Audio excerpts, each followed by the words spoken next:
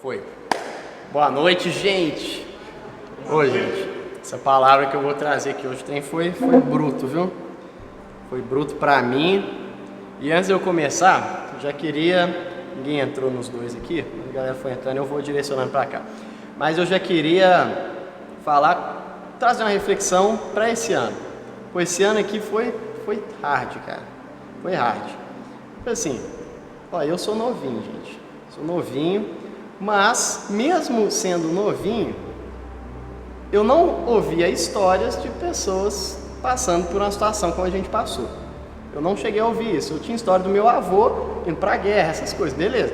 Agora, do jeito que a gente passou, tendo que ficar preso em casa e não era nem porque alguém estava apontando a arma pra gente. Pô, era só a doença que chegou e aí? Não dá pra fazer nada.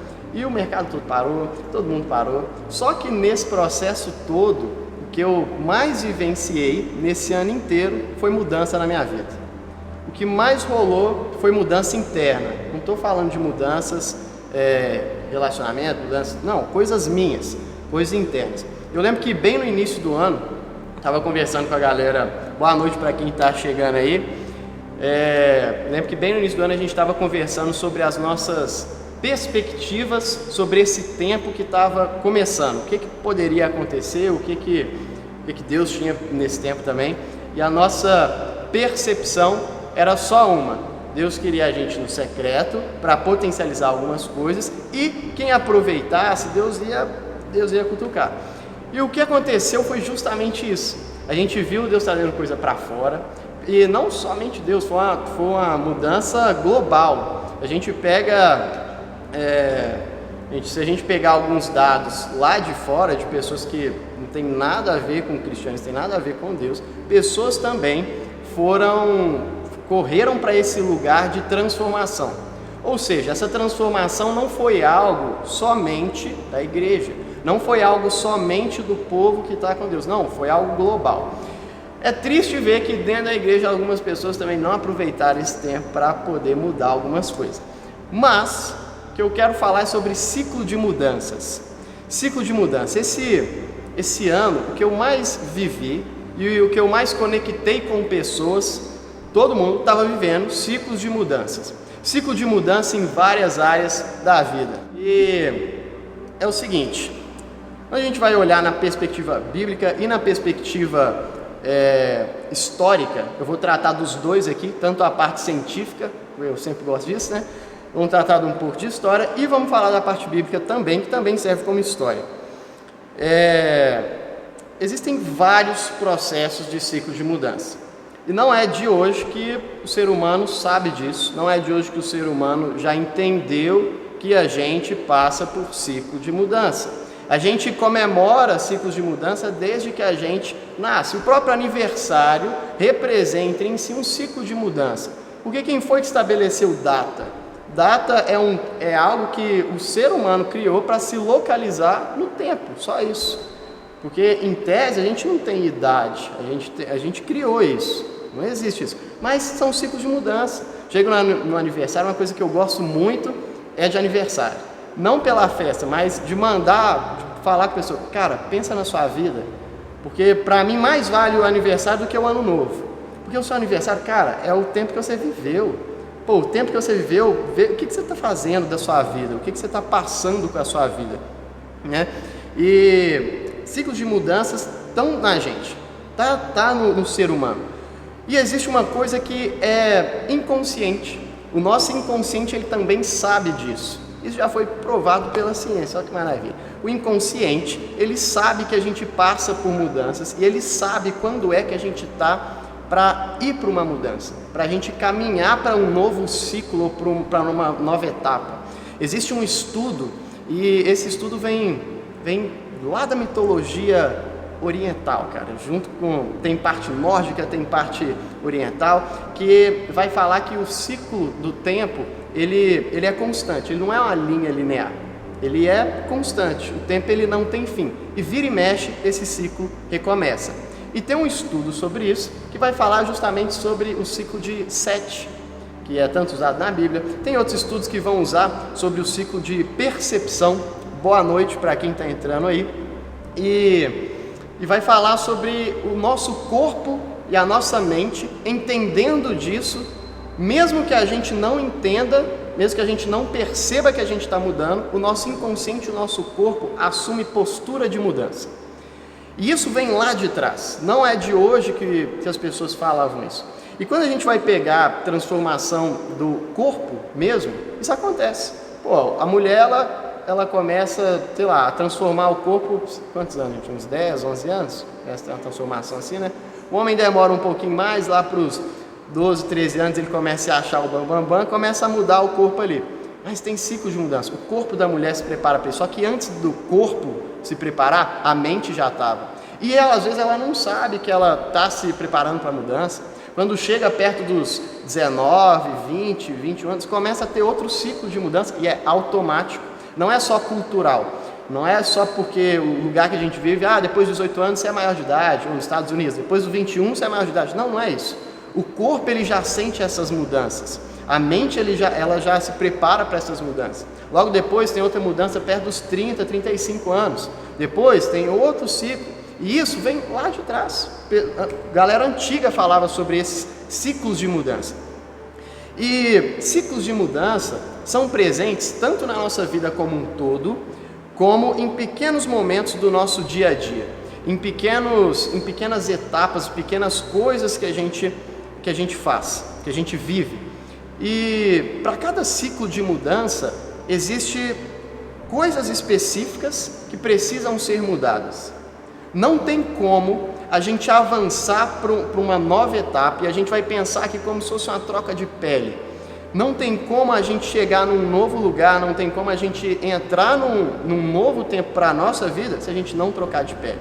É como se fosse a cobra, sei lá, a cobra vai trocar de pele, ela se prepara, ela sai, ela tem um tempo para trocar de pele, ela tem um tempo para fazer esse ciclo, é igual a águia, cara. Não, vamos usar da águia, que a águia é mais bonita. A águia, cara, quando ela está começando a ficar mais velha, não sei se vocês sabem disso, mas ela tem duas escolhas. Ou ela vai morrer, porque ela tem que trocar como é que fala? Esqueci a palavra. Isso, a plumagem. Ela tem que trocar a plumagem porque já está desgastada, está velha, e ela não vai conseguir voar assim, ela não vai conseguir caçar, não vai conseguir fazer nada. E ela tem que tirar isso. Só que para ela tirar isso, ela precisa do bico dela. Só que quando ela está velha, o bico dela está desgastado, porque ela já caçou demais. Ela já fez muita coisa. E aí ela tem uma escolha. Ou eu arranco o meu bico fora para ele nascer de novo, e eu poder, renascer que nem uma fênix, ou eu vou morrer, cara. E vou pro saco. Essa é a escolha da águia. Tem águia que morre, tem águia que arranca o bico dela e renasce. Todo o processo de mudança, a gente passa por isso. O ser humano passa por isso. A gente se depara com coisas que a gente tem que tirar. No nosso caso, a gente vai ter que tirar o nosso bico e dói. Às vezes é doloroso, às vezes é desconfortante, mas sempre vai ser desconfortante. A dor nem sempre aparece, mas o desconforto é inevitável. No ciclo de mudança a gente vai passar por desconforto, e esse desconforto a gente precisa aprender a abraçar esse desconforto. Porque quando a gente não abraça esse desconforto, o que acontece é que a gente se apega à nossa plumagem e a gente não renasce, a gente fica caquético. A gente perde vitalidade, perde vigor naquilo que é para ser o nosso novo tempo. E é sobre isso que eu vou falar, isso foi uma pequena introdução. Então, vamos lá. Já partindo para a parte bíblica, eu vou fazer uma sessão aqui e depois eu vou juntar tudo, tá? 1 Coríntios 13, 11, Paulo fala o seguinte: quando eu era menino, falava como menino, pensava como menino e raciocinava como menino. Quando me tornei homem, deixei para trás as coisas de menino. Eu acho tão legal esse verso está inserido no contexto que está 1 Coríntios 13, que é do amor. Mas assim, o que isso aqui tem a ver com amor? Aqui a gente tem duas premissas gigantescas. Uma é a de mudança, que a gente está falando, e a outra é que o amor não é, o amar ali, não é para quem é menino. Não é o menino, ele precisa de cuidado. O menino, ele precisa de proteção. O menino, ele precisa se sentir amado. Agora, quando a gente passa para um outro nível, aí a gente está pronto para amar. Então, isso é só um extra. Mas o grande lance é, aqui tem processo de mudança, até mesmo na parte sentimental, na parte de amor, na parte de propósito. Beleza. Êxodo 2:15, Moisés, quando ele começou a descobrir, né, que ele era israelita, e ele viu as maldades com o povo lá, o que ele faz? Ele mata um cara, porque ele fala, caraca, estão batendo no meu irmão aqui, não pode, né? E ele vai e mata um cara na ira dele. Aí Faraó manda caçar ele, e lá 2:15 está assim, quando Faraó soube disso, soube que Moisés matou um cara, procurou matar Moisés, mas Moisés fugiu e foi morar na terra de Midian. Ali assentou-se à beira de um poço, e aí você sabe o resto da história. Ele ficou ali um tempo com a família de Jetro, casou, teve os filhinhos, maravilha. Só que esse ali foi um tempo de mudança para Moisés. Pensa comigo, Moisés, ele estava sendo preparado para algo, só que ele foi instruído de outras formas. Ele foi instruído a ser o bambambam do Egito. Ele foi instruído aquilo. Para Moisés, eu imagino que deva ter sido um impacto enorme ele passar de quase príncipe do Egito, tipo o irmãozinho do príncipe do Egito, para pastorzinho de ovelha numa terrinha longínqua. O cara estava acostumado com banquete. Agora, eu tenho que dividir comida com os outros, eu ainda tenho que fazer minha comida. Que isso? Tipo, isso dos mais básicos. Imagina o estilo de roupa dele, as coisas que ele fazia, os horários, os compromissos. Às vezes, vou dar um exemplo. Vamos supor que eu imagino que Moisés fosse culto. É o que eu imagino, tá? Mas vamos supor que Moisés fosse culto, que ele tinha do melhor. Ele devia ser um cara que gostava de estudar. Onde é que ele estava? Não tinha jeito dele estudar. Não tinha acesso. Ele devia sentir falta disso. Coisas bobinhas, cara. Isso foi um processo de mudança para ele. Agora imagina se ele não tivesse sofrido isso e direto ele tivesse ido para o deserto. Ele ia ficar igual o povo, cara. Ele ia ficar reclamando igual o povo. Porque ele teve um processo de mudança. Para ele foi doloroso? Deve ter sido. A Bíblia não relata, mas deve ter sido. Lucas 15. Depois a gente vai falar desse aqui. Deixa eu pular isso aqui. Romanos 6. Quando Paulo está falando um pouco sobre o pecado e o que Jesus fez com o pecado. Agora nós morremos junto com Cristo e renascemos, morremos para o pecado e renascemos para Cristo, vivemos então para Ele. Ali ele está falando também sobre um processo de mudança, e esse processo de mudança para a gente é chamado de batismo. O batismo, ele simboliza um super processo de mudança, porque a gente nasce de novo internamente, a gente nasce de novo internamente, beleza, outro ciclo de mudança. O que acontece quando esse ciclo de mudança acontece? Primeiro, a gente começa a ter uma percepção diferente. Segundo, a gente começa a ter interesses diferentes. Depois, várias outras pequenas mudanças vão acontecendo. Fala aí, Charlito. Vão acontecendo, sem que a gente perceba, acontece, só que isso só acontece quando a gente toma postura. Quem aqui nunca viu alguém que nasceu de novo, passou um tempo, voltou ao jeito que estava antes e como se nada tivesse acontecido? Isso porque não tomou a postura que devia tomar, não quis arrancar o bico para nascer de novo. Sabia que estava na hora, começou a arrancar as pelugenzinhas, as plumagenzinhas, mas não quis arrancar o bico. E esse processo é inevitável, a gente tem que passar, a gente tem que aceitar isso. Lucas 9:23, Jesus dizia a todos: se alguém quiser acompanhar-me, negue-se a si mesmo, tome diariamente a sua cruz e siga-me. Por que eu trouxe isso aqui? Porque, como eu disse, o ciclo de mudança também é diário. O nosso ciclo de mudança não é só em fases, a gente tem que tomar a nossa cruz todo dia. Tomar a cruz é um ciclo de mudança. Nosso corpo, nossa alma não quer isso. Não quer isso. Todo dia a gente tem que renovar isso. Todo dia a gente tem que batalhar por isso. O próprio ato da gente viver no cristianismo já é um ato de viver em constante ciclo de mudança. Paulo já dizia: avanço para o alvo, prossigo para ele, e caminho e deixo para trás as coisas que para trás ficam, e vamos seguindo, vamos crescendo. Não vou parar. Ele falava: perfeito só na glória, não vai ter perfeição aqui. É continuar, é caminhar. O ciclo de mudança permanece. E aí, para a gente entrar, a gente já passar dessa parte bíblica aqui, o que acontece?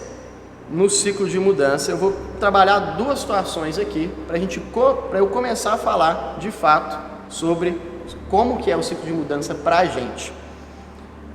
Vou pegar o povo de Israel e Jesus, tá? Os dois passaram por um ciclo de mudança muito marcante, todo mundo sabe, deserto. Todo mundo correlaciona os dois, e esses dois trazem dois ciclos de mudança. Um, para o povo de Israel. O povo de Israel, eles estavam se tornando povo de Deus. Eles não eram, eles tinham perdido isso. Eles estavam distante disso. O que Deus faz? Olha, estou precisando mudar algumas coisas em você. Então a gente vai para o deserto para a gente polir algumas coisas, para a gente resolver algumas coisas. Beleza. E aí eles vão para o ciclo de mudança deles lá. Deus trata uma porrada de coisa. É triste que no ciclo de mudança deles, demorou 40 anos, eles não aprenderam, tiveram que morrer e outra geração ter que assumir o que era para eles. Isso porque eles não quiseram arrancar o bico e tirar a plumagem. Agora vem Jesus. Jesus, do mesmo jeito, a gente pegando a vida de Jesus como um todo, o que acontece? Ele tem vários ciclos de mudança, e eu vou falar os ciclos de mudança mais importantes aqui da vida de Jesus, para vocês entenderem como são importantes e como a gente precisa identificar o nosso ciclo de mudança. A gente precisa entender que a gente está numa etapa de dar um passo à frente. A gente precisa ter noção de que as coisas estão mudando, porque tem muita gente que perde a oportunidade, perde o momento, porque deixa a coisa passar. Está na cara dela, outras pessoas vêm, mas ela não vê. Outras pessoas falam, mas ela não toma postura. O que acontece? Passa o tempo, ela permanece igual. Passa o tempo, ela morre, ela perde vitalidade, perde vigor. Tem coisa que só em certo tipo de vigor você vai conseguir fazer. Eu não vou pedir uma pessoa de 80 anos para carregar a caixa da guitarra. Não, cara. O cara que vai carregar é de 20 a 40 anos. Porque o vigor para isso é dessa idade, que ele carregue, não tem que ficar pedindo idoso para carregar. A mesma coisa, vão trabalhar essa energização na realização de propósitos. Se Deus tem propósito para coisas que a gente vai fazer, existem tempos certos para isso. Não quer dizer que você vai sair do propósito e Deus não vai te abençoar nunca mais. Não, mas tem coisa que tem um tempo certo. Se você perder isso, você vai perder uma oportunidade. Você vai perder a chance de estar num outro lugar. Então, o que acontece? Vamos lá para a vida de Jesus. Primeiro ciclo, primeira etapa dele, estudo e ensino. Ele ficou nessa etapa até os 30 anos, mais ou menos, até ele batizar. E o batismo marca um ciclo de mudança para ele. Quando ele é batizado, o que acontece? Vai para o deserto, maravilha. E aí, no deserto, repara a construção do ciclo de mudança. Primeiro, vem uma situação, um evento, batismo, maravilha. Depois, ele tem uma outra situação drástica, ele vai para o deserto. E nesse tempo ali, ele é solidificado. Depois disso, que ele começa a propagação do evangelho, milagres. Ou seja, parte do propósito dele, que não era o propósito final, mas parte do propósito dele só foi liberado na realização de um ciclo que ele teve que passar. Depois disso, ele vem para outro. Qual? A cruz. E na cruz ele tem outro ciclo. Qual que é o ciclo dele? Ele vai para o monte com a galera e lá ele sofre mais uma vez. Do mesmo jeito que ele deve ter sofrido lá no deserto, não do mesmo jeito, né, porque foi um pouquinho pior, mas no deserto, do mesmo jeito que ele se absteu de várias coisas, ali ele estava se abstendo de novo. E ele começa até a suar sangue. Beleza, mais um momento demarcando um ciclo. E aí ele vai para a cruz resolver mais um propósito. Repara que para a resolução de outro propósito teve outro ciclo. E aí ele vai para a ressurreição, onde ele vai ser rei dos reis. E nessa parte da ressurreição a gente tem um outro ciclo demarcado pela sua morte. Onde está isso? Quando ele suspira e ali, ó, até arrepiei, que é isso? E aí ele suspira e acabou, e ele começa um novo ciclo. E aí a gente não sabe mais o que acontece. O que rola sobre esses ciclos de mudança na nossa vida e por que eu peguei Jesus? Jesus é exemplo de tudo, dá para a gente pegar de tudo. E no nosso ciclo de mudança, o que acontece é isso aqui, ó, sempre vai ter desconforto ou dor. Não é que sempre vai ter dor, mas sempre vai ter desconforto. A dor pode aparecer ou não. Quando é que a dor aparece? quando a gente precisa tirar coisas que a gente está carregando e coisas que são internas, sempre assim. E na maioria das vezes, vamos colocar que 90% das vezes, são apegos do inconsciente, da nossa parte sensitiva, são apegos da nossa identidade, são apegos da nossa relação paternal, maternal, da nossa relação espiritual, várias outras coisas. Então sempre vai ter dor, ou desconforto sempre vai ter, ou talvez tenha dor. Outra coisa é roupas. Roupas, não roupa física, tá, gente? Isso pode acontecer também? Pode, mas roupas na Bíblia traz a ilusão de identidade e acesso. Também vai ter anel. Anel traz a ilusão de quê? Identidade e autoridade. E sandálias, que é cumprimento de propósito, é você ir para cumprir o seu propósito. Onde que a gente vê isso? Lá em Lucas 15, 20, 23, a parábola do filho pródigo. Quando ele chega, eu adoro essa parte, tá assim o seguinte: a seguir, levantou-se e foi para seu pai. Estando ainda longe, seu pai o viu, cheio de compaixão, correu para seu filho, abraçou e o beijou. O filho disse: pai, pequei contra o céu e contra ti. Não sou mais digno de ser chamado teu filho. Ou seja, ele está abrindo mão da identidade dele, porque ele entendeu que ele fez tudo errado. Mas o pai disse aos seus servos, agora, olha que loucura isso. Ele chega para pedir perdão, aqui não relata. O pai nem sequer falou, não filho, está perdoado. Não, ele já virou. Eu imagino a cena assim, pai, me perdoa, peguei contra o céu, peguei contra si, não sei o quê. Ele, gente, por favor, vem cá. Ele já começa a chamar os servos de uma vez. Por quê? A atitude de volta mais importa para Deus a restituição daquilo que já é seu, para você ter acesso às coisas, porque você já foi perdoado. A gente já foi perdoado, você já foi liberto, você já foi potencializado a ser quem você é. Então quando a gente está num ciclo de mudança, é como se fosse isso aqui. Deus está falando assim, aqui, solta as coisas que você já fez, o pai já tinha perdoado. Quem estava preso a isso era o filho, não era o pai. Não era o filho que estava preso a ele ter falado aqui, me dá a minha herança e deixa eu cuidar da minha vida. Não era o pai que estava ligando para isso, era o filho, era a própria dor dele. Nos ciclos de mudança da nossa vida, quem impede o nosso crescimento somos nós mesmos. Deus ele já está pronto para dar coisa para a gente. Deus, ele, entre aspas, a vida como um todo já está pronta para te dar a coisa. O problema é que a gente está tão apegado a coisas que fazem parte do nosso passado, que a gente deixa de viver o presente perdendo a oportunidade. A gente não cria nosso futuro, a gente está tão preso lá atrás, está tão focado lá atrás, a gente não é que é depressivo, mas a nossa alma gosta tanto do jeitinho que está as coisas, e quebrar o bico dói, eu não quero quebrar o bico. E no ciclo de mudança acontece isso. E aí o que o pai faz com o filho pródigo? Primeira coisa, tragam a melhor roupa e vistam nele. A roupa, como eu disse, traz alusão a acesso, a identidade a acesso. O estilo de roupa que você veste fala de quem você é. E lógico, né, fisicamente também, mas vamos pensar na ideia metafórica da coisa. Então, quando a gente vai... Você quer falar? Quando a gente vai para um ciclo de mudança, é normal e nosso gosto mudar, alguns princípios mudar, nosso estilo mudar. Por quê? Isso faz parte do lugar que a gente vai, o lugar que a gente está pisando, e o lugar metafórico da coisa, não é lugar físico. O lugar que você está entrando demanda roupas diferentes, demanda características diferentes, demanda uma postura sua diferente, porque senão você não vai entrar nesse lugar. Não faz sentido você estar ali, porque não entra.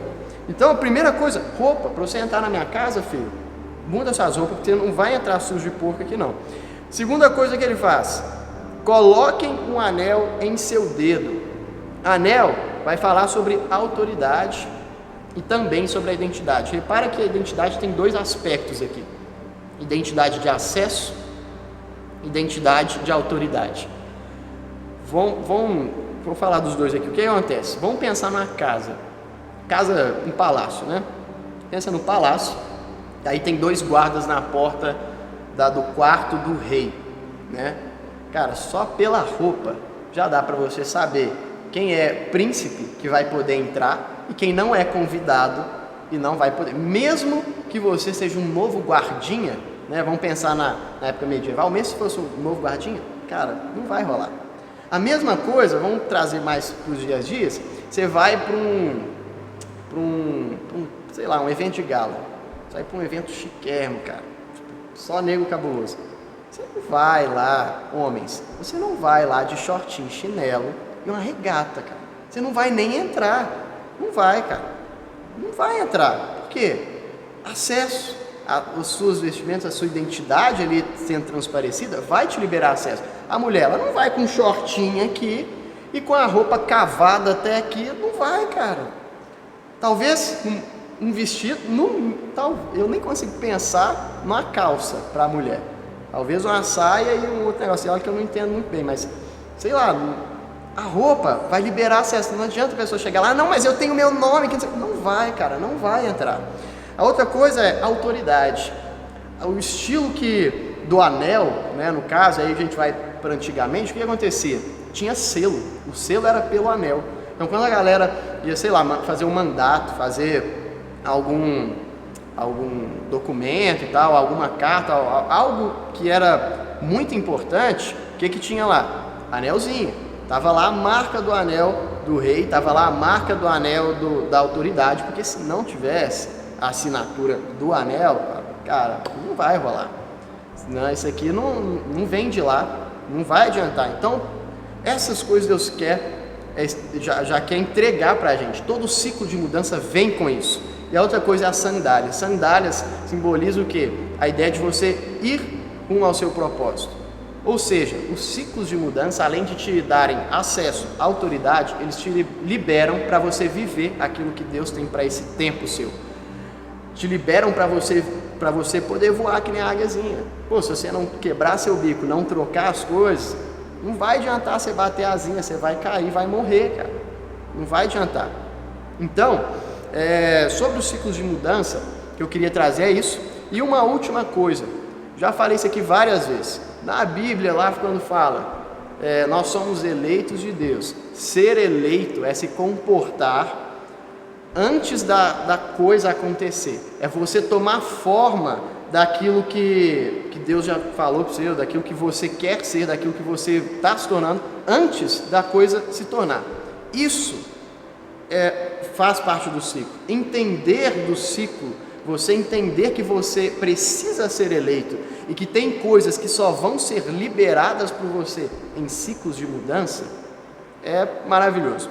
E sobre os processos de mudança, o ciclo de mudança, você precisa primeiro entender quando você está num ciclo de mudança.